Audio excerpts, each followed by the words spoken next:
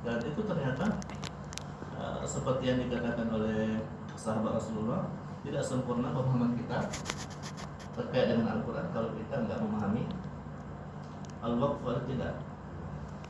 Ya, kapan berhenti, kapan memulai, melanjutkan. Dan itu ternyata kan ada hubungannya dengan qiraat. Ya. Contoh apa namanya? Ihdinas siratal mustaqim, siratal ladzina an'amta 'alaihim ghairi, ya. Kalau dalam beberapa qiraat Al-Fatihah itu kan dimulai daripada Alhamdulillahirabbil alamin. Tidak dimasukkan Bismillahirrahmanirrahim. Tapi tetap 7. Di mana 7-nya? Ayat ke-7 itu adalah ghairil maghdubi 'alaihim waladdallin. Ternyata dalam riwayat Hafs an Asim, alif tidak dengan maksur itu tidak boleh. Maksur itu kasrah maksudnya kan ghairi kan. Ghairi itu nggak boleh dimulai daripada kasrah. Tapi ini kan ada khilaf ya. Wallahu alam seperti apa. Tapi kan yang kita hari ini membaca Al-Quran, ketika membaca Al-Fatihah, kita kan riwayat Hafs an Asim.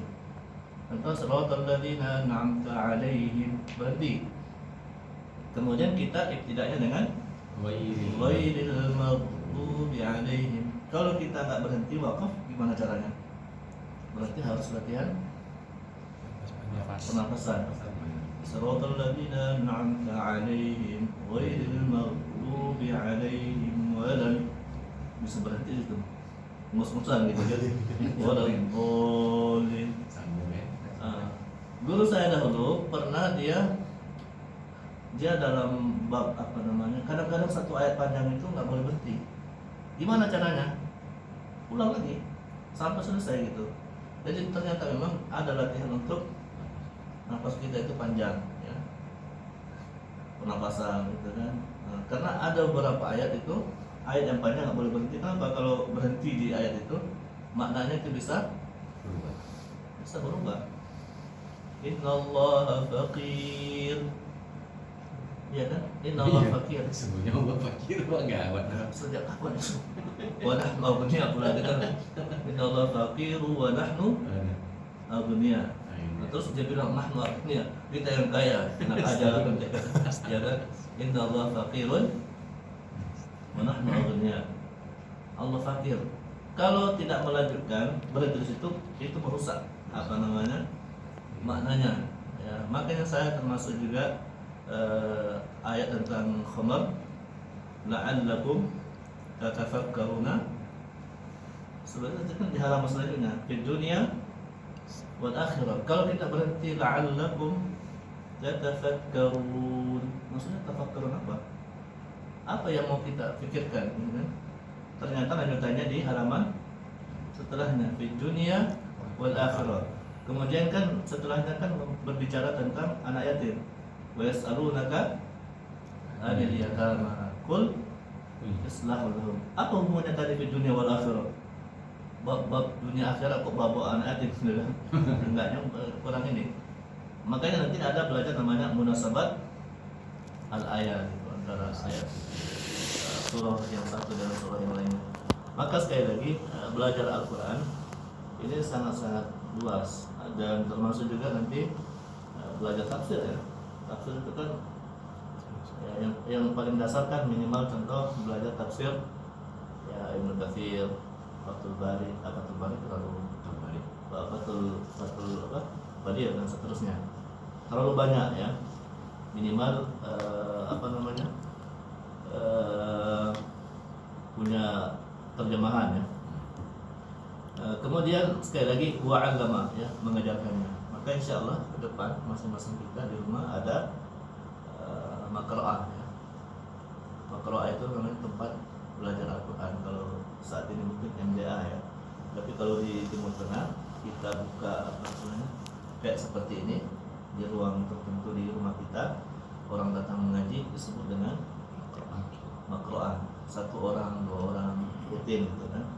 Dan sekali lagi mengajar ataupun berinteraksi dengan Al-Quran, jangan kita berikan sisa-sisa waktu kita. Seharusnya di waktu yang fresh ya, dan waktunya diberikan kelonggaran. Jangan waktu-waktu terjepit itu pula dia mau belajar Al-Quran gitu kan. Kalau sekarang kan Mbak Desya insya Allah waktunya panjang, bisa sampai jam 1 ataupun jam 2. Dan saya dulu sudah pernah merasakan ya, talaki itu dari Ba'da zuhur sampai jam 12 malam. Asik aja. Asyik sendiri, kena marah biasa gitu kan. Biasa kena marah sampai di rumah jam 2 atau jam 3 karena jauh perjalanan. Kemudian lanjutannya, wa an Aisyah radhiyallahu qalat qala Rasulullah alladzi yaqra'ul Qur'an wa huwa mahirun bi ma'as safarati al-kiramil barara. Orang yang membaca Al-Qur'an, ini diriwayatkan oleh Sayyidah Aisyah ya. Orang yang membaca Al-Qur'an wa huwa mahirun, dan dia mahir. Yang mahir dalam arti sudah belajar gitu kan.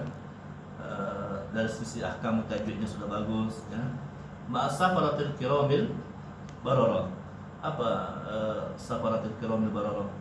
Bersama dengan para malaikat ya, al-kiram.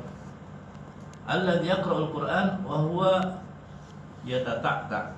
Yang tadi yang sudah lancar itu bersama dengan malaikat. Kita mau bersama malaikat atau bersama dengan siapa gitu kan? Tentu kita kalau mau bersama dengan malaikat berarti bacaannya harus mahir ya, lancar. Adapun yang alladzi yaqra'ul Qur'an wa huwa yatata'ta fihi wa huwa syaqun alaih lahu ajran. Orang yang baca Al-Qur'an payah ya. Panjang pendeknya susah, sampai kemudian garuk-garuk kepala sendiri, sampai kemudian ketawa sendiri. Ternyata susah ya baca Al-Quran katanya kan. Ini yang kayak gini nggak usah nggak usah risau. Kalau kayak gini sepertinya kapan saya bisa pandai baca Al-Quran? Saya pun dahulu ketika di Mesir sudah pernah mengajar Al-Quran di mana-mana. Sampai di Mesir kayak orang bodoh, orang dari awal lagi. Karena ta'awudnya harus diperbaiki. Al-Fatihahnya a'udzubillahi minas. Mulai dari nol. Saya bilang kalau seperti ini bisa nggak selesai dalam waktu setahun, 2 tahun. Sementara kita ada target setahun kemudian harus pulang ke Indonesia. Maka teman saya berdua waktu itu, dia hanya Al-Fatihah, lepas itu tak datang lagi. Kata dia, kapan selesainya kalau kayak gini katanya kan? Sudahlah dikasih waktu hanya sekali seminggu sama Syekh. Itu pun paling banyak hanya satu lembar ya, kalau lancar ya. Kalau nggak lancar hanya dapat 2 ayat, 3 ayat, sudahlah jauh gitu kan. Akhirnya dia pikir-pikir, tak datang lagi saya katanya. Nah, kenapa? Karena berjumpa dengan Syekh itu harus ada rekomendasi, tazkiyah namanya. Kalau nggak ada yang bawa nggak bisa masuk. Padahal dia sudah beruntung, sudah bisa masuk, dikasih ruang untuk talaki itu yang bersyukur. Tapi dia tak mau. Akhirnya dia tak nongol-nongol lagi. Karena tadi dia tak ya, payah dia. Saya masih ingat Kang Wildan dulu masih agak payah juga ya.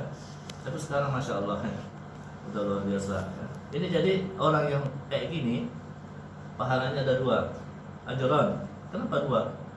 Pahala yang pertama karena dia bersungguh-sungguh mujahadah. Pahala yang seterusnya adalah karena dia membaca Al-Quran. Itu kalau susah payah membaca Al-Quran itu berarti pahalanya 2. Yang lancar hanya 1. Berarti kalau begitu kita pilih yang yang satu yang payah tadi itu kan. Jadi yang kayak gini semua orang merasakan kesusahan ya. Bahkan yang masuk kategori bacaannya bagus pun kalau diperbaiki lagi dia akan merasakan kepayahan. Akhirnya tadi garuk-garuk kepala. Akhirnya dia bilang, Ustaz, apa masih bisa saya jadi imam katanya? Ya masih bisa saya jadi imam. Kalau antum nggak jadi imam, siapa yang jadi imam? Nggak mungkin pula saya datang ke masjidnya saya jadi imam gitu kan. Cuma kan masih perlu diperbaiki. Kemudian selanjutnya, wa an Abi Musa al-Ash'ari qala Rasulullah SAW, mathalul mu'min alladhi yaqra'ul Qur'an mathalul ini enggak usah kayaknya. Hadisnya panjang. Kemudian Wa an Abi Umamah Al-Bahili qala sami'tu Rasulullah sallallahu alaihi wasallam yaqul iqra'ul Qur'an fa innahu ya'ti yaumal qiyamah syafi'an li ashabihi. Bacalah olehmu Al-Qur'an karena nanti di hari kiamat dia akan datang memberikan syafaat. Syafi'an li ashabihi. Ashabnya siapa mereka? Sahabat Al-Qur'an. Maka dalam yauma yafirrul mar'u min akhi. Nanti kan di hari kiamat semua orang sibuk dengan dirinya sendiri, sibuk. Mau dengan anaknya, mau dengan ibunya, semuanya sibuk. Kecuali sahibul Quran. Ya, sahibul Quran dia akan mencari kedua orang tuanya, dia akan mencari kedua ahli keluarganya, bahkan beberapa orang bisa diberikan syafaat. Sementara orang lain tadi sibuk dengan dirinya. Dia tidak apa saya masuk selamat katanya. Kan begitu. Tapi berbeda dengan ahlul Quran, maka dia akan memberikan syafaat. Maka luar biasa ya dengan kesungguhan yang kita lakukan hari ini. Nah, ini yang satu lagi ya, saya rasa ini juga tadi.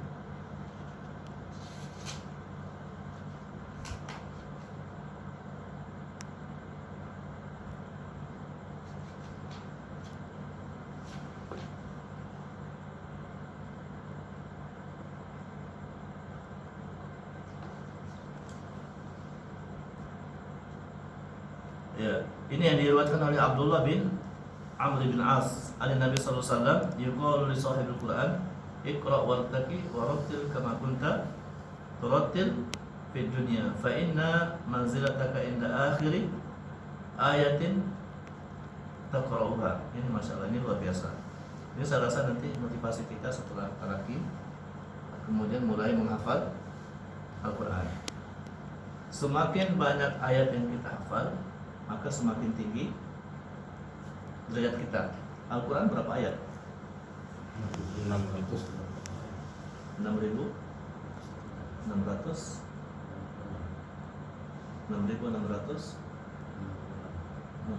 bukan 23.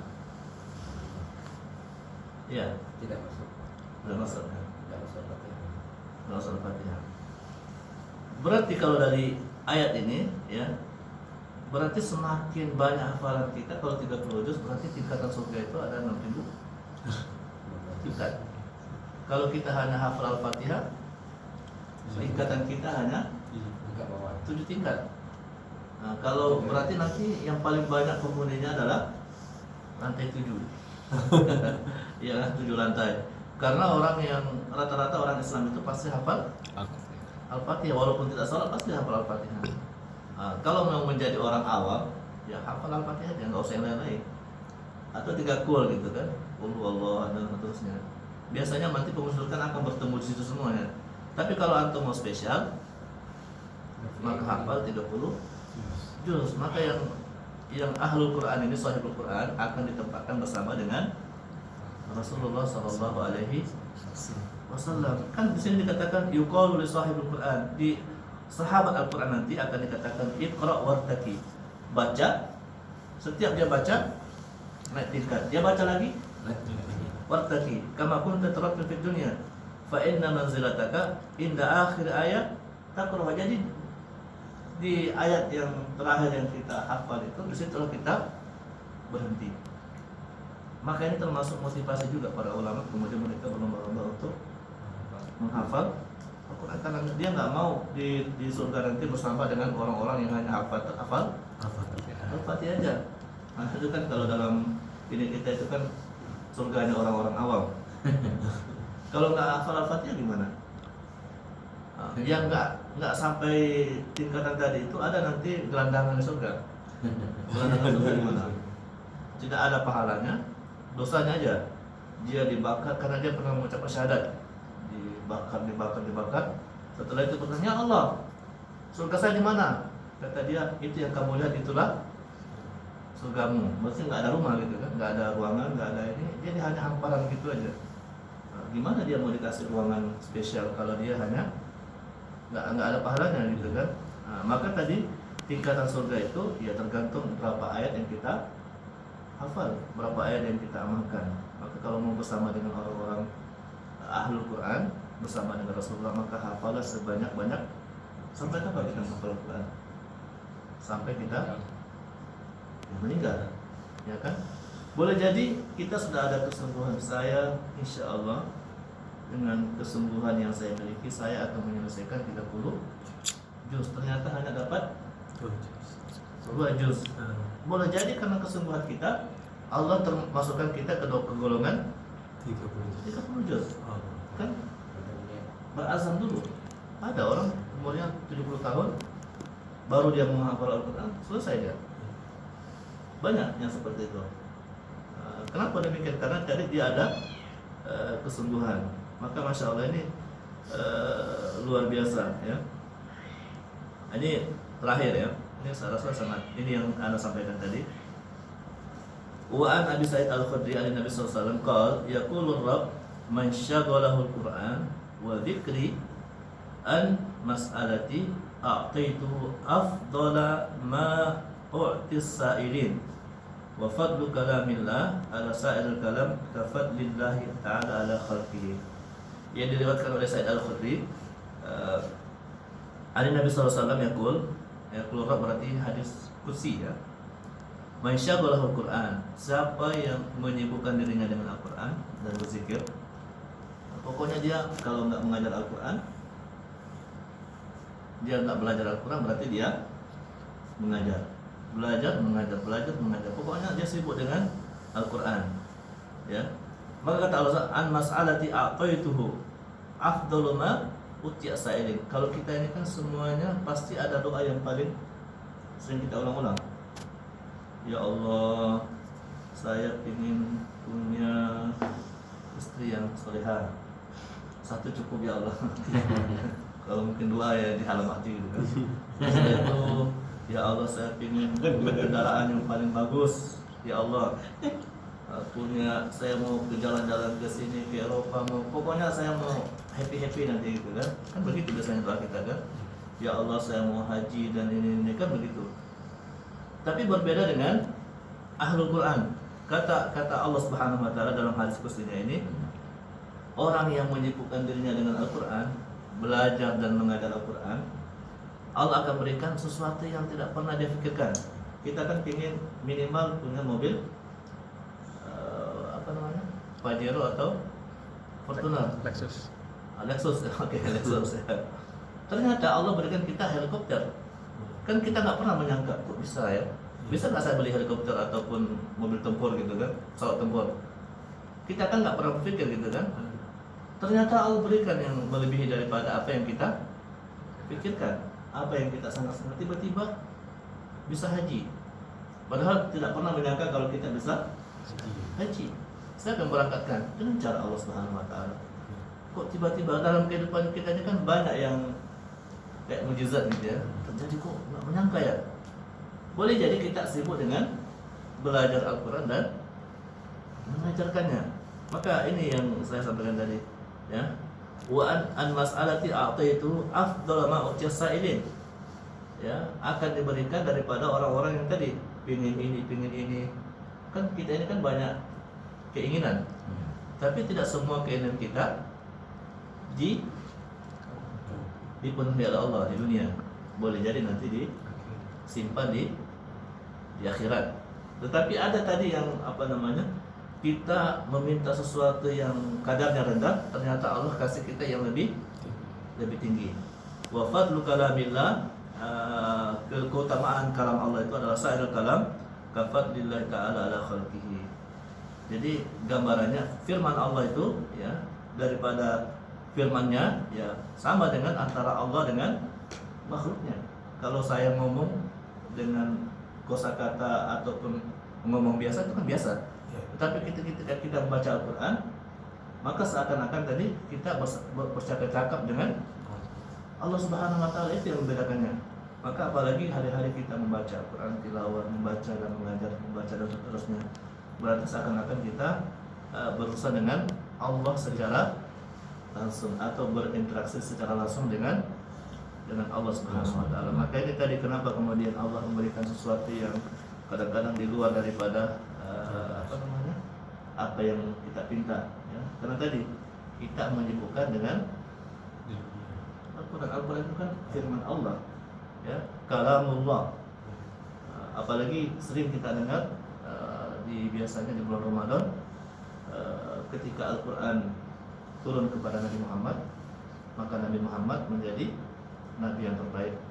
Ketika dia turun di bulan Ramadan, maka Ramadan adalah bulan yang terbaik. Ketika malam turun Lailatul Qadar, maka malam Lailatul Qadar adalah malam yang terbaik.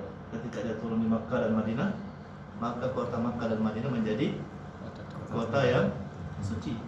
Termasuk buku kertas ini kan siapa yang ini?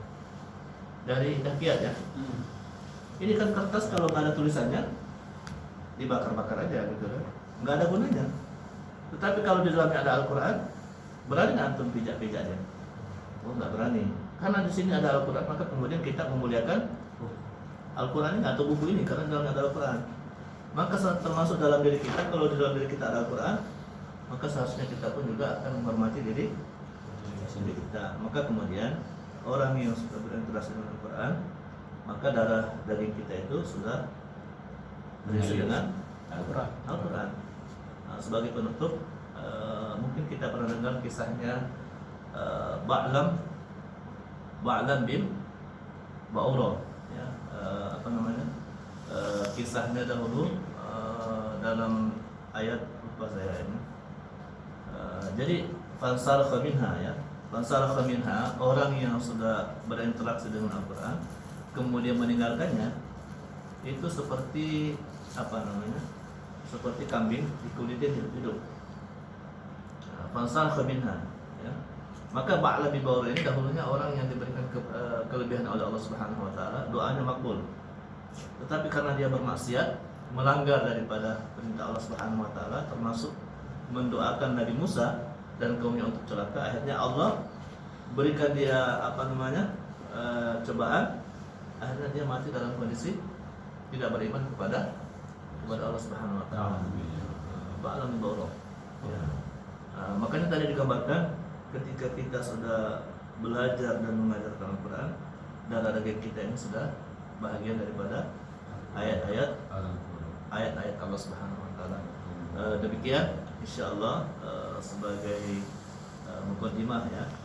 Ala kulli hal mudah-mudahan ini kan baru mukadimahnya. Mudah-mudahan 1 jam mukadimah. kita tetap semangat. Setelah ini kita sharing. Mudah-mudahan menjadi penyemangat kita, ya. Apalagi antum lumayan jauh perjalanan dari ujung ke ujung.